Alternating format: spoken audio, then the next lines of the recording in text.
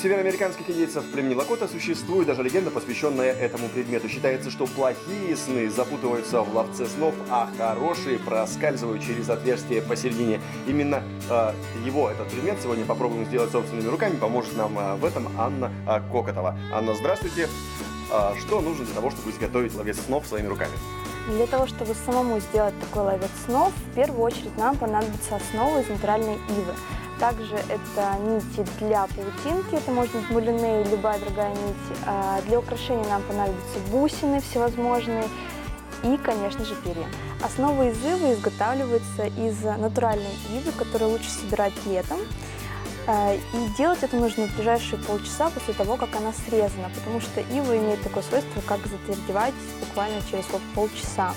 В принципе, отрезается ветвь ивы любой длины и сворачивается в диаметр, какой вам нужно.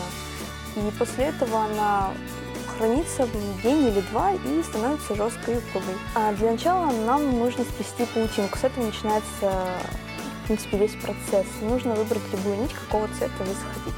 Мы находим конец у нашей нити, вытаскиваем одну ниточку и, в принципе, можно ее просто тянуть. Длина нити на ваш ловец должна быть где-то 1–1,5 метра. Для тех, кто только начинает этим заниматься, в принципе, можно нить брать изначально не очень длинную, потому что с ней удобнее работать. И потом, в принципе, просто доплетать.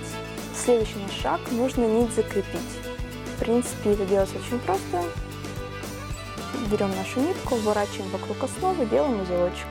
Получается, у нас теперь есть основа с нитью закрепленной. И далее мы находим опять конец нити. И можно работать с иголкой для удобства, либо просто концом нити. Теперь приступаем к плетению паутины.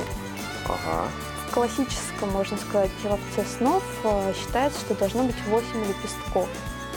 То есть, берем мы визуально изначально делим на 8 частей, чтобы нам было более удобно. Берем нашу иглу и поддеваем под основой.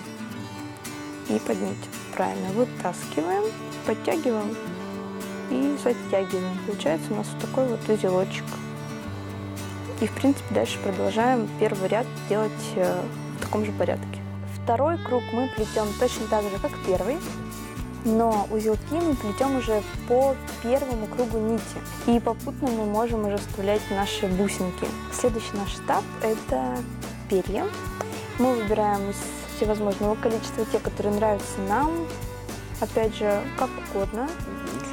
И мы должны их закрепить на нити. Просто обвязываем их аккуратно. Просто, опять же, закрепляем нити на основе. В классическом ловце снов используется 3 пера, одно посередине и 2 по бокам. И желательно, чтобы перья были какой-то дикой птицы, то есть это, опять же, из легенды, мы узнали об этом, например, орла или совы. Последним этапом на нашем изготовлении ловца снов является просто крепление веревочки, на которой, в принципе, он будет висеть и радовать вас, приносить вам хорошие сны.